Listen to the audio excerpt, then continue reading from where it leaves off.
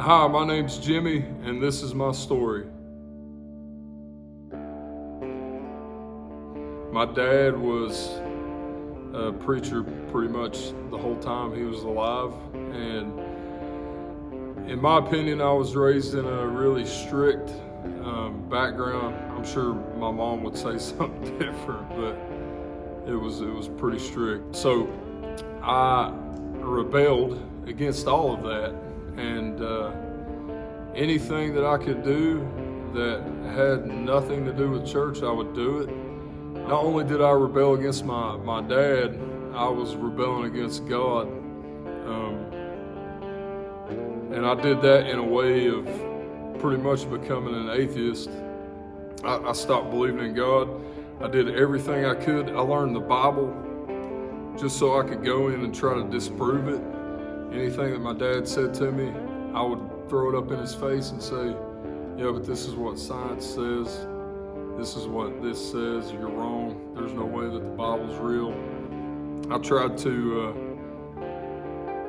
chase the guilt from how I was with my dad, the guilt from how I treated other people, the guilt just from all that. I tried to chase that with dreams and aspirations and tried to cover it up and go that route. And I tried music, and I was getting pretty successful at it, and I did a little touring, did some albums, and I was just living it up. At some point I thought to myself, there's no way in the world that if I do go back to church that God will take me back because of the stuff I've said and done. So in a way, I just gave up on God, just using that as an excuse. And I finally hit rock bottom. All of the emotions that I had as a kid, all the PTSD that I got from the military, the war, all the running, becoming an atheist, trying to discount God, it just all come full circle, and keeps, for some reason, can't get away from the guy, and it just keeps coming back to God. And I finally had to surrender to him. As stubborn as I was, and as much as I tried to say that he wasn't real, I finally had to surrender to him. And let me tell you right now, it has made me a million times better.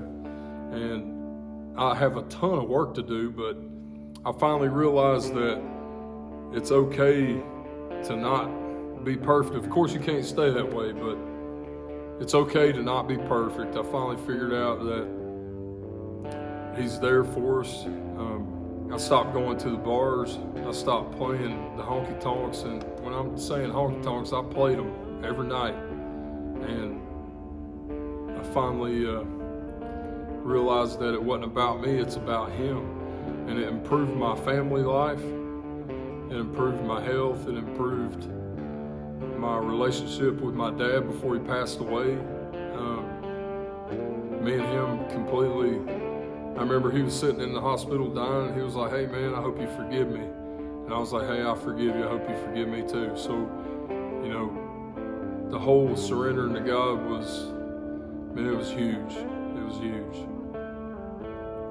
My name's Jimmy. I was a preacher's kid and an atheist, and that's my story.